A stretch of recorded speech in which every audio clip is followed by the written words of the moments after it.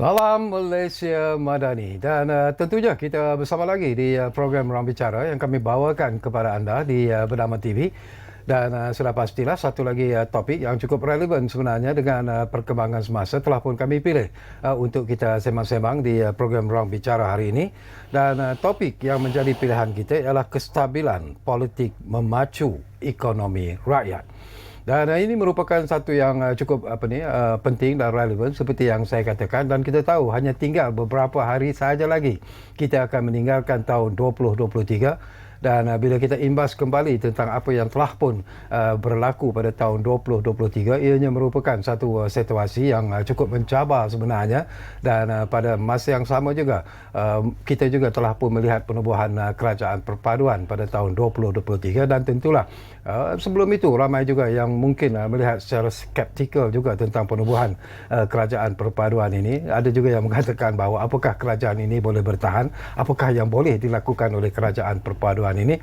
Tetapi setelah setahun dianalisa jelas bahawa kerajaan perpaduan setakat ini telah berjaya melaksanakan dan memenuhi harapan rakyat. Itulah yang menjadi perbincangan kita sebentar lagi di program Ruang Bicara ini. Baiklah, izinkan saya memperkenalkan dulu tetamu yang sudah pun berada menemani saya di studio ini. Jadi saya ingin mengucapkan jutaan terima kasih dan juga selamat datang kepada yang berbahagia Encik Abdul Azhari Abdul Wahid yang merupakan Ketua Pegawai Eksekutif di Akademi Usahawan Mikro ataupun AUM. Jadi Azhari, apa khabar? Alhamdulillah sihat tuan. Sihat, terima kasih banyak-banyak. Memang nampak sihat pun. Memang nampak sihat.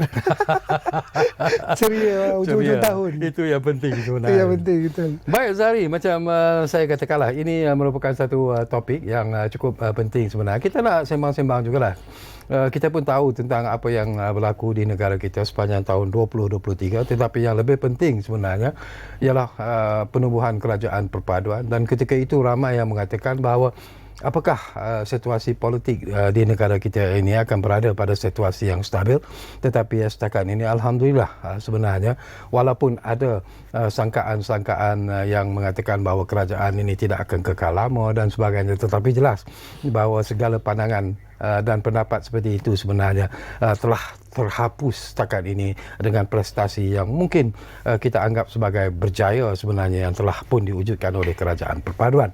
Tetapi secara peribadinya lah, bagaimana Zahri melihat apakah dalam tahun 2023 ini walaupun penuh cabaran dari aspek ekonomi, dari segi politik dan sebagainya, akhirnya kita berada pada landasan yang tepat dan betul sebenarnya.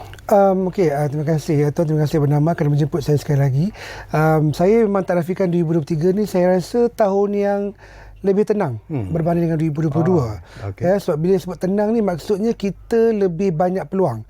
Ya, saya selaku peniaga dan juga mewakili suara-suara pemain-pemain industri di luar sana, memang kita nampak tahun ini memang lebih mencabar, tapi kita lebih tenang dari segi nak menyusun strategi untuk memastikan perniagaan kita boleh dibawa ke peringkat yang lebih jauh dan lebih besar.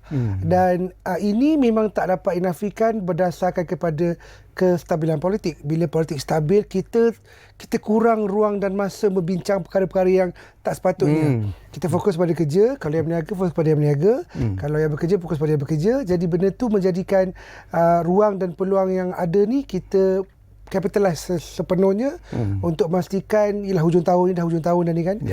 Tahun 2023 ni adalah tahun yang lebih baik daripada tahun 2022 lah tuan.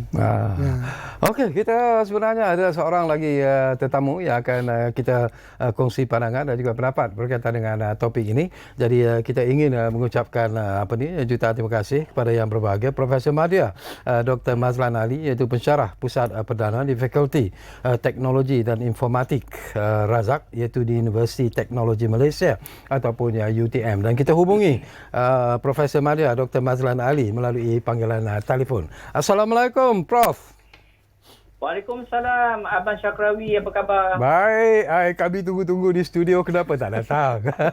Saya berada di luar kawasan. Oh, okey. Masih mau bercuti lah. Okeylah, selamat bercuti. Tapi terima kasih banyak-banyak kerana masih lagi sudi untuk memberi sumbangan kepada kami di program Ruang Bicara ini. Okey, tadi pun saya lontarkan persoalan kepada tetamu di studio itu saudara Azhari. Sekarang ni saya nak kongsi juga pandangan bersama dengan Profesor Madya Dr. Mazlan lah. Ini berkaitan dengan kestabilan politik. Macam saya sebut di awal-awal tadi Prof ya, tahun 2023 ini merupakan satu cabaran yang hebat sebenarnya dalam senario politik negara. Dan bila kerajaan perpaduan berjaya ditubuhkan dan Datuk Seri Anwar menjadi Perdana Menteri, ramai juga yang memberi pandangan-pandangan yang bersifat skeptikal. Ada yang mengatakan bahawanya ia tidak akan bertahan lama dan sebagainya. Tapi mungkin segala tomahan, segala pandangan-pandangan yang bersifat skeptikal itu tidak tepat jadi pandangan Dr. Mazlan sendiri. Apakah ketika ini kerajaan perpaduan ini sebenarnya telah berjaya membawa satu kestabilan politik yang diharap-harapkan oleh rakyat sebenarnya, Doktor? Ya, perbezaan antara tahun 2023 dengan 2022, keadaan politik di Malaysia lebih stabil. Ya. Ini kerana kerajaan perpaduan yang ditubuhkan diketuai oleh Datuk Seri Anwar Ibrahim mempunyai suara yang begitu ramai. Asalnya 148 dan selepas mula menarik diri, tetapi ada beberapa anggota parlimen daripada Perikatan Nasional menyatakan sokongan kepada Datuk Seri Anwar. Kerajaan ini sebenarnya sangat kukuh dan stabil, dan saya melihat Perdana Menteri sepanjang setahun ini beliau telah bekerja keras memfokus kepada usaha untuk menarik pelabur-pelabur asing, di mana kita lihat banyak inisiatif daripada pelabur yang menyatakan minat mereka untuk melabur kepada Malaysia. Jadi petunjuknya Abang Syakrawi dalam budgeting 2024 sesuatu yang membuktikan bahawa kejayaan pentadbiran Datuk Seri Anwar ini adalah bajet yang lebih rendah defisitnya berbanding tahun yang sebelum, tetapi subsidi yang diberi kepada rakyat itu bertambah. Itu ada satu indikator bahawa keadaan ekonomi semakin baik, ekoran daripada kestabilan yang wujud ini, dan Perdana Menteri boleh fokus untuk memulihkan negara kita. Satu persoalan yang saya nak dapatkan pandangan daripada Dr. Mazlan. Saya juga nak dapat nanti pandangan daripada Azhari. Ini berkaitan dengan apa yang selalu ditekankan oleh Yang Berhormat Perdana Menteri Datuk Seri Anwar Ibrahim. Dia menggunakan istilah tata kelola dan dia ingin mewujudkan dan mahukan supaya tata kelola kerajaan yang ada sekarang ini haruslah cekap, bersih dari rasuah dan salah guna kuasa dan sebagainya. Apakah itu merupakan satu matlamat yang sebenarnya ditunggu-tunggu oleh rakyat jelata sebelum ini, dan mereka mengharapkan bahawa ianya akan menjadi satu realiti yang akhirnya akan membuahkan hasil-hasil yang positif kepada ekonomi dan politik negara?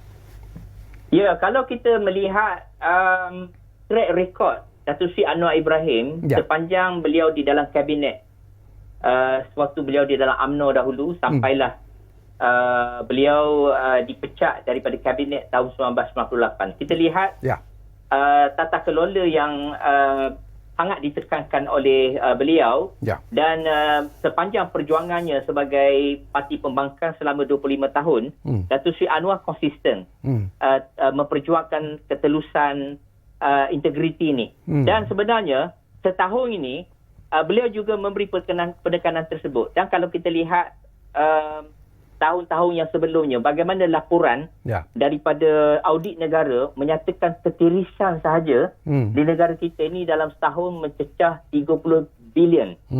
Sekiranya 30 bilion itu dapat diselamatkan, banyak manfaat yang boleh diberi kepada rakyat. Dan kita berharap peningkatan pendapatan kerajaan akan dapat memberi manfaat kepada rakyat, dan kita setakat ini kita yakin Perdana Menteri akan menguatkan janjinya untuk meneruskan tata kelola yang baik dalam pentadbiran governance yang berkesan. Dan 4 tahun yang ada ini, saya percaya sekiranya ini dilaksanakan sepenuhnya, negara kita akan bertambah baik, insya-Allah. Okey, menarik. Baik, saya juga nak dapat pandangan yang sama.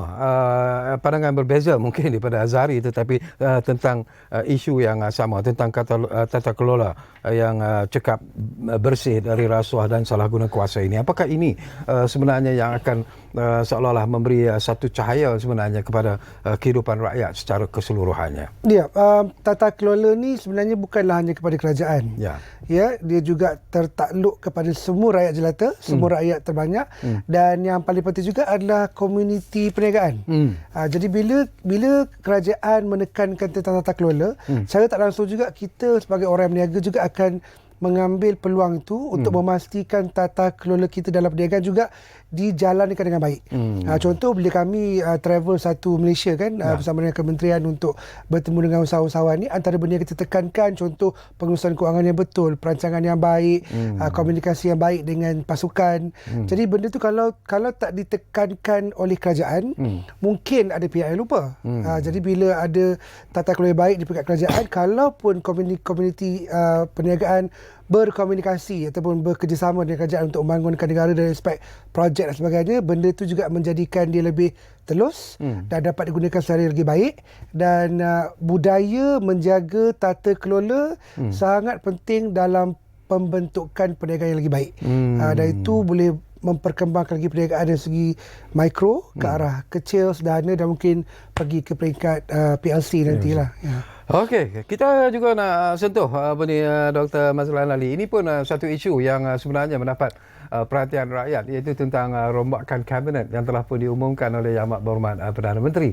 Dan ada yang berpendapat bahawa mereka yang dilantik itu kadang-kadang merupakan tokoh-tokoh yang mungkin tidak dijangkakan. Sebagai satu contohnya ialah pemilihan Datuk Seri Amir Hamzah Azizan, dulu CEO KWSP, sebagai Menteri Keuangan kedua. Jadi apakah rombakan kabinet ini juga merupakan sesuatu yang mungkin akan memberi impak sebenarnya kepada kepimpinan Datuk Seri Anwar dan juga seluruh kerajaan perpaduan ini secara amnya? Pandangan Doktor? Ya, rombakan kabinet yang dibuat oleh Perdana Menteri baru-baru ini telah mempertimbangkan beberapa aspek. Ya. Yang kita lihat dengan adanya pelantikan beberapa orang yang sebenarnya sangat berpengalaman. Misalnya Datuk Seri Zulkifli, bekas Menteri Kesihatan yang dilantik kembali. Kemudian Datuk Johari dulu pernah berada di dalam kabinet Barisan Nasional dahulu, Kerajaan Barisan Nasional, dan juga seorang lagi pelantikan daripada DAP juga pernah berada dalam kabinet.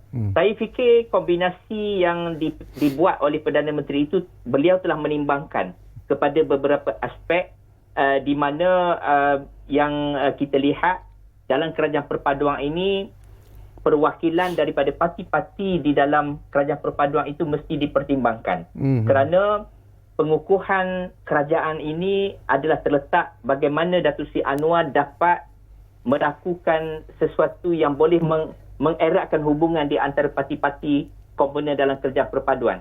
Pada masa yang sama, beliau telah melantik seorang yang seperti yang Abang Syakrawi sebut tadi, tidak dijangka, tetapi hakikatnya beliau adalah seorang tokoh yang ada reputasi dan juga track recordnya yang tersendiri. Saya fikir kerajaan ini adalah kabinet ini adalah satu jentera yang bersifat konsensus. Dia tidak terletak kepada seorang individu tertentu. Yang penting Perdana Menteri adalah seorang yang boleh sebenarnya mengawal dan menentukan hala tuju kabinet. Itu yang penting. Dan dalam tahun ini saya lihat prestasi Perdana Menteri cukup cemerlang. Kita sangat kagum melihat pada usia 76 tahun dia bekerja nampak lebih kuat daripada orang yang lebih muda daripada beliau. Betul. Dan insya-Allah saya jangka kabinet yang ada sekarang ini mampu untuk menambah nilai setelah setahun kerajaan perpaduan ini. Pelantikan-pelantikan baru melalui rombakan ini boleh memberi nilai tambah kepada kabinet Datuk Seri Anwar Ibrahim. Okey, baik. Saya nak dapat pandangan daripada Azhari ini berkaitan dengan pemisahan yang dilakukan. Dulu kita ada Kementerian Komunikasi dan Digital, tetapi sekarang ini Kementerian Komunikasi dipisahkan Kementerian Digital dipisahkan daripada Kementerian Komunikasi. Jadi apakah ini juga merupakan sesuatu yang tidak dijangkakan tetapi sebenarnya akan memberi kesan ataupun impak yang cukup bernilai sebenarnya kepada mereka yang terlibat dalam urusan-urusan bersifat digital ini? Ya, saya tak nafikan tuan. Bila kita dengar berita Kementerian Digital diwujudkan, dipisahkan daripada KKD yang sebelum ni, satu berita yang sangat menggembirakan. Bagi kami, komuniti yang terlibat dengan pendigitalan ni, kita rasa itu tanda betapa seriusnya Yang Amat Perdana Menteri untuk memastikan pendigitalan ini bukan hanya kepada di peringkat usahawan dan sebagainya, maupun di peringkat kerajaan, dan lagi penting ada peringkat akaun umbi. Sebab kalau ada penyedia teknologi, contohnya di peringkat keusahawanan, di peringkat perniagaan, kalau tak ada pengguna yang tahu pakai pun tak guna juga.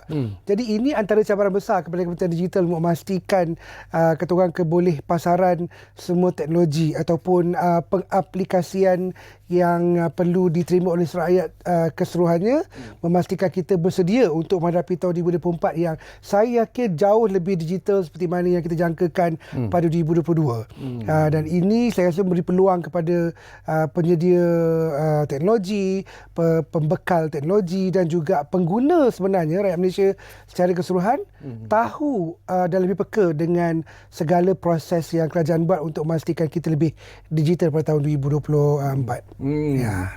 Tapi sesuatu yang menarik jugalah kalau kita lihat Dr. Mazlan Ali, apa yang mereka ataupun rakyat inginkan sekarang ini ialah masalah kos sara hidup. Itu menjadi satu persoalan yang merupakan cabaran juga sebenarnya kepada kerajaan perpaduan, walaupun pelbagai langkah telah pun dilaksanakan oleh Datuk Seri Anwar dan rakan-rakan dalam kabinet dalam masa untuk membantu rakyat menghadapi dugaan yang cukup mencabar ini bila kita bercakap tentang kos sara hidup. Tetapi setakat ini, apakah perancangan-perancangan yang telah pun dilaksanakan oleh kerajaan perpaduan setakat ini setelah setahun menubuhkan kerajaan perpaduan ini telah berjaya sebenarnya meringankan beban rakyat menghadapi masalah kos sara hidup ini, Doktor?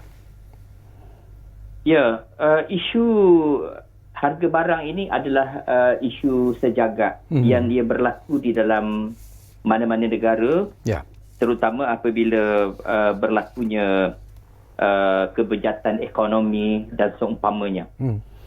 Dalam pentadbiran yang lalu kita lihat berlaku krisis pandemik dan selepas itu berlaku masalah kenaikan kos hidup di mana harga barangan meningkat menyebabkan rakyat terbeban dengan kadar tersebut. Tetapi di bawah pentadbiran Datuk Seri Anwar ini, saya lihat apa yang berlaku adalah tindakan segera itu nampak dilakukan di bawah pentadbiran Allahyarham Sauddin Ayub di bawah KPDNK dahulu. Beliau turun padang dan cuba menyelesaikan masalah ini. Datuk Seri Muhammad Sabu juga, Menteri Pertanian, telah mengambil langkah yang drastik. Hari ini kita tak dengar lagi masalah telur ayam, masalah ayam, harga ayam sekarang ni walaupun sudah diapungkan tetapi harganya sangat kompetitif. Harga yang sangat mampu untuk dinikmati oleh rakyat. Dan kita tak lagi mendengar soal harga beras, bekalan beras dan sebagainya. Saya fikir kerajaan dan juga jentera kerajaan sedang mengambil langkah-langkah yang proaktif. Sekiranya perkara ini tidak ditangani, sudah pasti akan timbul isu ini, kerana di Malaysia ni kita mempunyai NGO, kita mempunyai pihak ketiga yang akan memainkan isu-isu ini. Pembangkang juga nampaknya tidak memainkan peranan harga barang kerana nampaknya ia dapat diatasi dengan lebih konstruktif, dan kita mengharapkan pada masa-masa akan datang isu kos hidup ini akan dapat diatasi. Pada masa yang sama kerajaan telah pun memberitahu mereka akan melaksanakan gaji yang progresif, gaji yang regresif yang akan boleh memberi menambah pendapatan kepada rakyat, insyaAllah. Baik, okey.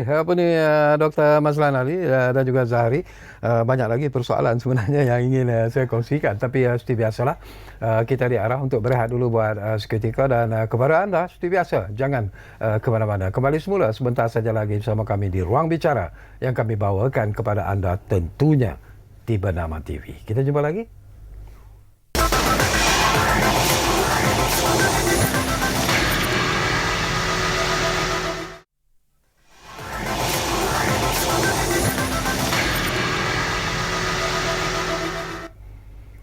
Okey, kita kembali semula ke ruang bicara ini. Masih lagi bercakap tentang kestabilan politik memacu ekonomi rakyat. Dan tentunya di studio saya ditemani oleh Encik Abdul Azhari Abdul Wahid, iaitu Ketua Pegawai Eksekutif Akademi Usahawan Makro ataupun AUM. Dan di talian ataupun di telefon kita ada Profesor Madya Dr. Mazlan Ali, pensyarah Pusat Perdana di Fakulti Teknologi dan Informatik Razak, Universiti Teknologi Malaysia. Baik, kembali semula kepada Kementerian Digital. Saya masih lagi nak mendapat pandangan Zahari. Saya difahamkan bahawa mampu juga sekarang ini diletakkan di bawah Kementerian Digital ini. Apakah ini juga satu langkah yang cukup positif sebenarnya? Komen sikit. Jelas, seperti mana kita faham, mampu ni antara agensi yang paling utama untuk menentukan tuju negara dari segi perbelanjaan dan sebagainya. Jadi bila ia diletakkan di bawah Kementerian Digital, dan saya nampak pentingnya proses pendigitalan bukan sahaja di peringkat kerajaan tapi juga di peringkat keseluruhan rakyat terbanyak. Dan bila mampu diletakkan di bawah kementerian tersebut, memberi ruang dan peluang untuk memastikan semua hala tuju perancangan kerajaan tidak lari daripada proses pendigitalan. Baik dari segi kepenggunaannya pun ataupun dari segi perancangan untuk pemasaran contohnya ataupun perkembangan ekonomi yang berkaitan dengan digital. Dan itu penting sebab kalau daripada perancangan awal lagi tak menyentuh ke arah itu, takut sebarang pelaksanaan yang kita buat itu tidak menerajui ke arah pendigitalan. Dan itu pentingnya pandangan saya lah, bila letakkan mampu di bawah Kementerian Digital, sekurang-kurangnya perancangan itu tidak lari daripada aspek yang ditekankan oleh Yang Amat Perdana Menteri lah. Setakat ini bila kita cakap tentang ekspor digital itu sendiri, apakah pihak tuan dan rakan-rakan yang terlibat dalam urusan bisnes seperti ini menghadapi masalah sebenarnya? Ya, memang kita pun perlukan kata orang pendedahan yang lebih dan juga penermiaan yang lebih terbuka oleh pihak kerajaan, terutama dalam bentuk aspek ekspor digital ni, di mana kita menjual produk berbentuk digital seperti lukisan dalam bentuk NFT contoh dia, ataupun lagu ataupun e-book ataupun gambar. Jadi benda itu benda yang baru yang berada dalam dunia teknologi blockchain yang saya yakin akan diletakkan di bawah Kementerian Digital, sebab MDEC pun di bawah Kementerian Digital. Dan saya rasa MDEC juga main peranan yang baik untuk memperkenalkan contohnya dunia NFT kepada semua komuniti yang berada di Malaysia ni, untuk kita bawa produk digital ni dan dijual di seluruh dunia. Dan yang paling menarik tuan, kita bawa US dollar ke Malaysia. Dan itu satu benda yang baik saya rasa untuk negara. Dan tanpa kita sedar, di samping memperkenalkan produk ataupun servis kita di peringkat lebih besar di luar negara, dalam masa sama juga kita membawa US dollar ke dalam Malaysia. Dan itu yang kami perjuangkan tahun ini dan tahun depan untuk ekspor digital ni. Okey. Baik, saya nak kembali semula bersama dengan Profesor Madya Dr. Mazlan Ali. Tadi pun Dr. Mazlan, kita bercakap tentang langkah-langkah yang telah pun diambil oleh kerajaan dalam usaha untuk membantu rakyat menghadapi kehidupan yang melibatkan kos sara hidup, dan ini merupakan satu isu yang akan menjadi isu yang akan sentiasa menjadi persoalan yang menarik sebenarnya. Tetapi agak menarik jugalah saya nak dapat komen daripada Dr. Mazlan. Baru-baru ini, sebelum ini pun kami ada sentuh sebenarnya tentang wujudnya kartel yang mengawal sesuatu barangan itu sendiri. Dan baru-baru ini kita lihat bagaimana kerajaan telah pun mengambil tindakan terhadap beberapa syarikat ataupun yang disebut sebagai kartel ini dalam penyediaan makanan untuk ayam sebagai satu contoh. Dan itulah yang telah dilakukan oleh kerajaan, satu langkah berani yang diambil oleh kerajaan, dan akhirnya mungkin itu akan memberi satu kawalan harga yang cukup berkesan kepada harga ayam sebagai satu contoh. Komen sikit Dr. Mazlan. Ya, kita ada mendengar baru-baru ini bahawa pihak kementerian telah mengambil tindakan kepada beberapa kartel yang pada saya ini sesuatu yang sangat luar biasa. Kerana antara isu yang berlaku di negara kita ini, isu yang berkait dengan barangan ini sebenarnya bukanlah disebabkan semata-mata kerana negara tidak dapat mengeluarkan dengan cukup, tetapi peranan orang tengah. Peranan orang tengah dan juga kartel-kartel yang sebenarnya mereka menguasai dan juga mereka mengawal dan boleh menentukan harga. Jadi misalnya dalam industri ayam daging dan juga telur ayam, ini adalah satu bidang yang di mana kartelnya sangat besar. Pemuda-pemuda yang memiliki modal yang besar ini mereka boleh mengawal. Maka apabila kerajaan telah mengambil langkah bertindak kata mereka ini pada saya sesuatu yang menjadi harapan baru kepada rakyat. Kerana saya selaku pemerhati politik, saya sendiri tidak dapat membayangkan bagaimana kata-kata besar ini, gergasi-gergasi ini boleh tunduk kepada peraturan yang telah ditetapkan kerajaan dan mereka pun sanggup menerima denda tersebut dan mereka membayarnya. Jadi pada saya ini adalah satu permulaan sebagaimana yang kita sebut awal tadi, kerajaan yang akan menentukan tata kelola dan juga perjalanan governance yang baik, yang akhirnya polisi-polisi yang dihasilkan oleh kerajaan, implementasinya terhadap kehidupan rakyat itu dapat dilaksanakan dengan betul dan akhirnya rakyat akan mendapat manfaat. Dan saya fikir kalaulah kata-kata besar ini boleh ditangani oleh kerajaan, apalah sangat dengan kata-kata yang kecil yang membelenggu kehidupan nelayan kita, nelayan yang bekerja keras tetapi yang untungnya adalah orang tengah, keuntungan yang berlipat kali ganda, petani-petani yang mencurahkan keringat mereka tetapi yang mengambil untung yang banyak adalah orang tengah. Pada saya ini adalah perkara yang perlu dilihat oleh kerajaan dan saya percaya, saya yakin bahawa sekiranya perkara ini berterusan, tata kelola yang dapat dilaksana, diimplementasi, memastikan semua pihak mematuhi undang-undang, maka di akhirnya manfaatnya adalah kepada rakyat dan juga kepada negara kita. Betul. Baik, kembali semula kepada Azhari di studio. Barangkali penting jugalah Azri kalau kita bercakap tentang pemantapan keusahawanan makro di Malaysia ini. Ini juga merupakan satu perkara yang sentiasa diberi perhatian serius oleh Akademi Usahawan Makro ataupun AUM sendiri. Apa cadangan AUM sendiri selain daripada sekarang ini telah pun wujud Kementerian Digital. Selepas ini apa lagi yang akan dilakukan ataupun diharapkan oleh AUM sebenarnya? Sebenarnya kita dah mula buat proses pendigitalan, contohnya bermula 2 tahun lepas. Ya, dengan sealiran dengan kerajaan ketika itu dan juga bila berubah kerajaan baru pun kita masih kekal dalam proses pendigitalan. Cuma tahun depan saya rasa kita perlu tekankan lebih kepada tata kelola juga kepada usahawan mikro ni, sebab bila tak dijaga dari awal, mereka ni akan menjadi unbankable. Tak ada rekod yang bagus, tak ada kata nama yang baik. Jadi bila tak ada nama yang baik, tak ada rekod yang bagus, benda tu tak menghalang mereka untuk berkembang daripada usaha mikro menjadi kecil, dana dan juga lagi besar. Jadi penekanan kepada pendigitalan juga memang penting. Dalam masa yang sama juga kita kena pastikan mereka semua usaha-usaha mikro ni, antara kami rancang tahun depan dengan program-program kita jalankan, pastikan mereka juga jaga perakaunan, dokumentasi dan sebagainya untuk memastikan bila tiba masa untuk mereka memerlukan bantuan dari kerajaan contohnya, mereka bersedia. Itu saya rasa selari dengan apa yang dinyatakan oleh Amat Perdana Menteri tentang tata kelola. Dari segi mikronya, itu yang sangat penting saya rasa. Okey, selain daripada itu, barangkali Dr. Mazlan, saya juga nak dapat pandangan doktor lah. Ini berkaitan dengan kejayaan yang setakat ini telah pun dicatatkan oleh the so-called program Payung Rahmah itu sendiri dalam usaha membantu rakyat menghadapi situasi kehidupan yang begitu mencabar, terutamanya bila kita kaitkan dengan kos sara hidup. Jadi apakah doktor merasakan bahawa program Payung Rahmah ini sebenarnya telah pun membuktikan tentang keprihatinan kerajaan perpaduan sebenarnya terhadap rakyat yang sedang menghadapi masalah menghadapi kos sara hidup ni? Apakah ianya akan diperluaskan lagi ataupun bagaimana pandangan doktor?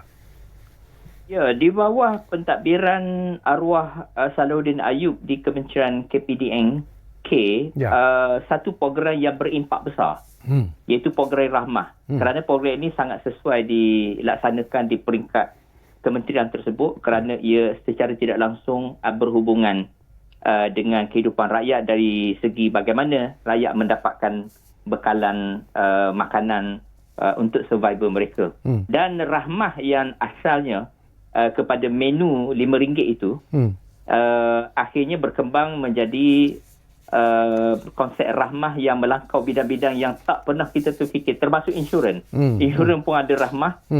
Kemudian bagaimana untuk membuat pembelian produk dan sebagainya juga adalah di bawah payung Rahmah. Jadi konsep Rahmah ini sebenarnya bukan hanya menguntungkan rakyat, tetapi pada masa yang sama juga menguntungkan peniaga-peniaga, terutama peniaga-peniaga kecil, di mana mereka ini diberi insentif oleh kerajaan yang menyertai program Rahmah, maka mereka akan diberi insentif tertentu, umpamanya pembelian barang yang disubsidi ataupun dibantu oleh kerajaan, ataupun mereka mendapat mendapat bantuan daripada kerajaan dalam bentuk tunai dan sebagainya. Dan saya fikir konsep Rahmah ini walaupun pada awalnya banyak diremehkan oleh banyak pihak, tetapi sebenarnya banyak pihak yang mendapat manfaat, terutama pelajar-pelajar di institusi pengajian tinggi. Mereka mendapat makanan yang berharga RM5 dan ini sebenarnya adalah sesuatu yang perlu diteruskan oleh kerajaan kerana bilangan peniaga-peniaga yang menyertai program Rahmah ini adalah sangat besar. Namun setelah kematian Salahuddin Ayub, setakat ini saya lihat program Rahmah ini seperti agak suam-suam kuku, maka dipastikan bahawa kerajaan kena meneruskan program ini, dan pengganti beliau Menteri di KPDNK, saya percaya dengan kewibawaan Menteri kita untuk meneruskan legasi yang ditinggalkan oleh almarhum Salahuddin Ayub ini demi untuk memberi manfaat pada rakyat. Okey, saya nak beralih kepada satu lagi isu juga yang saya anggap cukup menarik dan penting sebenarnya dalam usaha untuk membantu rakyat menghadapi kos sara hidup. Ini berkaitan dengan kertas putih dasar gaji progresif seperti yang telah pun dibentangkan di Parlimen pada 30 hari bulan November lalu. Jadi apakah ini juga satu lagi langkah yang sebenarnya begitu lama ditunggu-tunggu oleh kaki tangan kerajaan khususnya? Komen sikit, Tuan. Doktor, silakan. Ini sebenarnya adalah sesuatu yang sebenarnya juga di luar jangkaan rakyat. Saya juga adalah kaki tangan kerajaan dan saya adalah salah seorang rakyat yang sedang mengalami situasi kegembiraan pada hari ini. Kami menghitung hari bilakah gaji kami akan direview oleh kerajaan melalui konsep gaji progresif ini. Dan sebenarnya kenapa kerajaan boleh melaksanakan program seperti ini? Sudah pastilah secara matematiknya. Orang-orang yang faham ekonomi, orang-orang yang faham statistik, dia tahu bahawa ekonomi negara kita semakin baik, ekonomi kita semakin lestari, pengurusan kewangan yang membolehkan kerajaan menambah subsidi pada bajet 2024 dan pada masa yang sama dapat mengurangkan defisit. Itu menunjukkan bahawa pengurusan kewangan kita sangat lestari dan menunjukkan bahawa kerajaan memiliki tambahan dalam pendapatan negara kerana apa?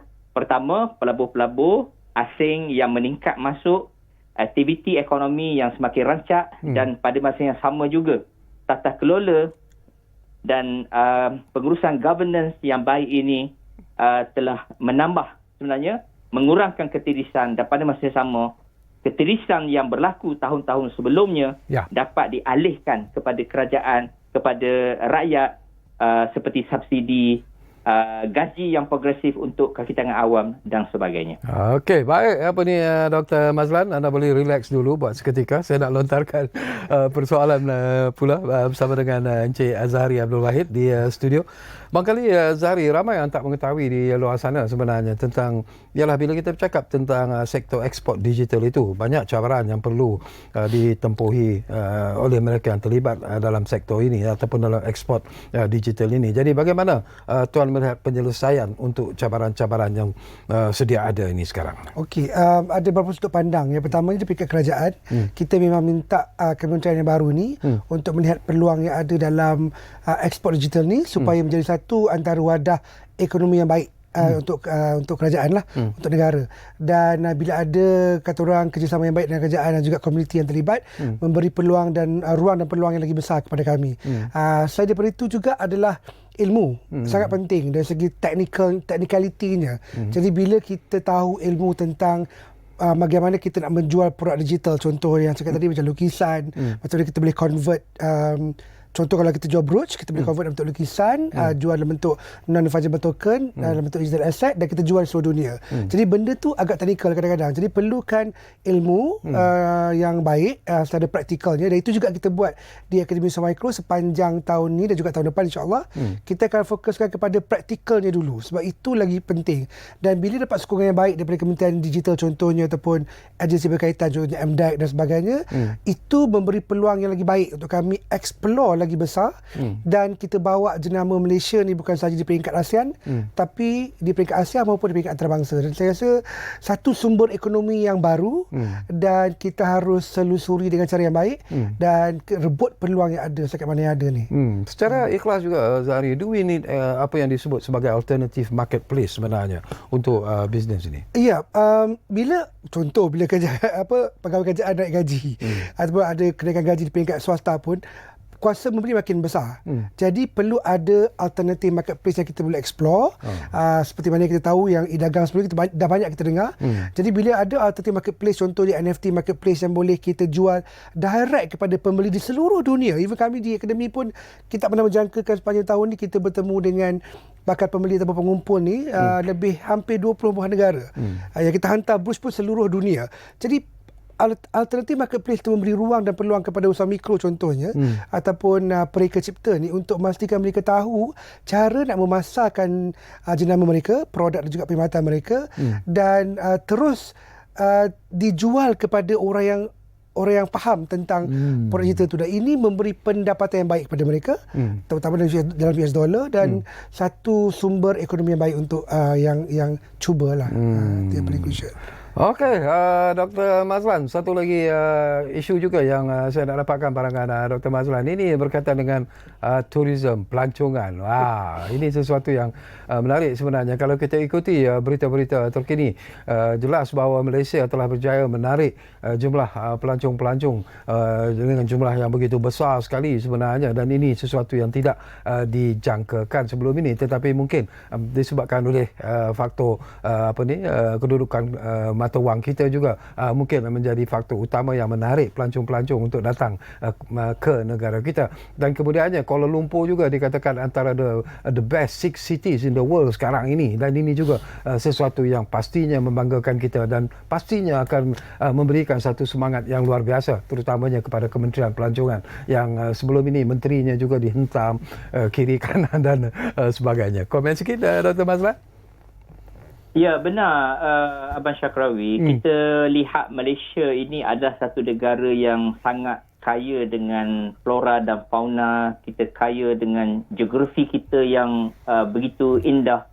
Kita memiliki negeri-negeri yang cantik dengan budaya yang menarik. Ya. Ini semua adalah aset yang seharusnya digunakan sepenuhnya oleh kerajaan bagaimana untuk memacu ekonomi kita melalui industri pelancongan ini. Ya. Kita lihat di banyak negara-negara di dunia yang berjaya semata-mata terfokus kepada pelancongan saja. Apakah sekiranya kita dapat membangunkan industri pelancongan ini dengan lebih besar lagi? Keyakinan antarabangsa terhadap negara kita ini. Saya lihat salah satu faktornya kerana peranan Perdana Menteri kita yang sekarang ini di pentas antarabangsa membina keyakinan, mempromosi negara kita. Banyak orang mengenali negara kita pada hari ini dan pada masa yang sama oleh kerana polisi yang mesra dan juga struktur negara kita sendiri yang sememangnya memberi kelebihan kepada negara kita. Dan kita difahamkan bahawa peningkatan pelancongan dari kita akhir-akhir ini seperti mana yang Abang Syakrawi sebut tadi, salah satunya kerana tukaran asing yang memang memberikan kelebihan kepada pelancong-pelancong ini, di mana mereka dapat berbelanja dengan lebih murah. Betul. Tetapi pada masa yang sama mereka dapat memaksimumkan pelancongan, pakej pelancongan mereka itu yang memberikan kepuasan kepada mereka di samping layanan dan juga polisi yang ada ini sebenarnya membantu. Saya fikir kerajaan pada tahun hadapan 2024 mesti fokus. Di negeri Pantai Timur, di negeri utara, di Sabah dan Sarawak kita memiliki geografi yang sangat cantik yang berpotensi untuk menggerakkan sektor pelancongan ini. Saya yakin ia akan menyumbang satu sektor yang akan memberi sumbangan terhadap pendapatan negara. Betul.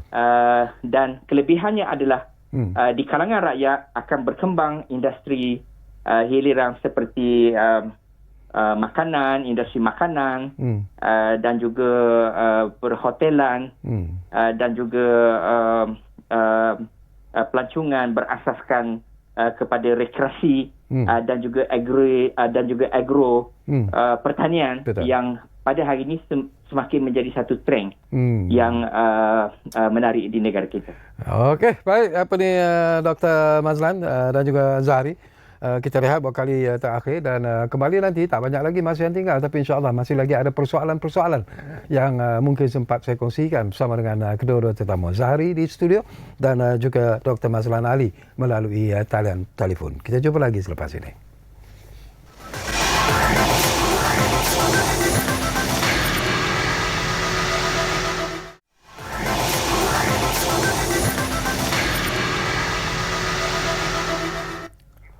Okey, kami cukup berterima kasih kepada anda semua yang masih lagi menumpukan perhatian bersama kami di program Ruang Bicara ini.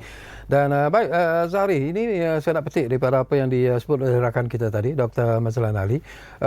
Yalah, kita sebagai rakyat Malaysia juga merasa bangga sebenarnya dengan langkah yang diambil oleh Yang Amat Berhormat Perdana Menteri, iaitu mengadakan lawatan ke luar negara dan pada masa yang sama bukan saja mengeratkan hubungan di antara dua negara, tetapi yang lebih penting ialah menarik pelabur luar negara itu untuk datang melabur ke dalam negara kita. Tetapi persoalan yang penting di sini ialah are we ready sebenarnya dari segi infra, dari segi kepakaran yang ada di kalangan rakyat kita sendiri untuk menyahut cabaran yang telah pun dibuka sebenarnya pintunya oleh Yang Amat Berhormat Perdana Menteri sendiri. Ya, bila Yang Amat Perdana Menteri buat pengumuman tentang insentif-insentif yang diberikan kepada syarikat-syarikat pemula ataupun syarikat-syarikat besar untuk datang ke Malaysia, dan benda tu membuka ruang yang baru kepada bakal-bakal pelabur, baik yang dari aspek syarikat pemula ataupun yang besar ni, untuk memilih Malaysia sebagai destinasi untuk memulakan perniagaan. Dan sekurang-kurangnya ini berdasarkan pengalaman kita lihat dalam komuniti digital kami di NFT contohnya, kita ada syarikat-syarikat pemula yang mula memilih Malaysia sebagai tempat untuk mereka melabuhkan kata orang sauh perniagaan mereka di peringkat ASEAN bermula daripada Malaysia. Kenapa? Mereka rasa satunya of course kestabilan politik. Itu satu indikator yang sangat baik. Keduanya rakyat Malaysia kos hidup kita jauh lebih rendah berbanding dengan negara Eropah contohnya, ataupun negara di Amerika Utara contohnya. Dan juga komuniti kita di Malaysia ni saya rasa lebih terbuka, dan walaupun kita bukan mungkin pakar dalam bahagian yang tertentu, orang Malaysia ni lebih terbuka untuk belajar. Dan itu saya rasa benda yang paling penting. Dan kalau kerajaan nampak peluang tu untuk kita ekspor kita punya servis di peringkat yang lagi baik, dan orang akan lebih pelabur-pelabur akan lebih berminat untuk bertemu dengan kita di Malaysia, dan mereka boleh melabuhkan usaha mereka di Malaysia untuk memulakan perniagaan masing-masing. Dan saya harap 2024 akan menjadi tahun yang lagi baik untuk bakal pelabur hadir ke Malaysia. Okey, kita juga mengharap benda yang sama sebenarnya. Betul. Okey, apa ni Dr. Mazlan? Ekonomi madani. Ini pun satu lagi isu yang cukup penting, dan saya tahu Dr. Mazlan mungkin boleh memberikan hujah berkaitan dengan perkara ini. Ada 7 penanda arah sebenarnya diletakkan sebagai sasaran jangka sederhana yang mahu dicapai dalam masa sebelum 10 tahun ini. Jadi ini merupakan sesuatu yang cukup penting sebenarnya bagi kerajaan perpaduan, dan salah satunya ialah peratusan pendapatan buruh mencapai 45% daripada jumlah keseluruhan pendapatan, dan kemudiannya 40% pendapatan rancangan Malaysia keseluruhan pendapatan, jumlah keseluruhan pendapatan sasaran rancangan Malaysia ke-12 ataupun RMK 12 adalah 40% menjelang 2025. Apakah doktor merasakan sasaran ini boleh dicapai, dan kalau ingin dicapai apa yang perlu dilakukan dari sekarang sebenarnya, doktor?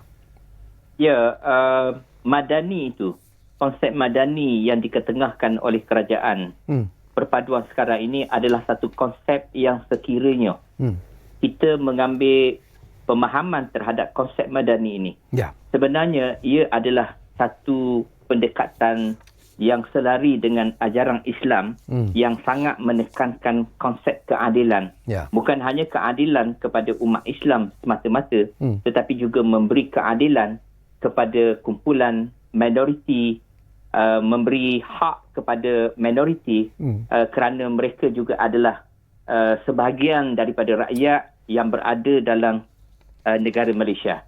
Maka konsep madani ini terasnya adalah pertama tabik urus yang transparan, tabik urus yang berasaskan kepada sifat tawaduk, sifat yang amanah, di mana sesiapa yang sama ada kerajaan, anggota kerajaan ataupun kaki tangan kerajaan, apabila melaksanakan tanggungjawab mereka mesti memahami, mesti melaksanakan konsep-konsep yang diterapkan melalui madani ini.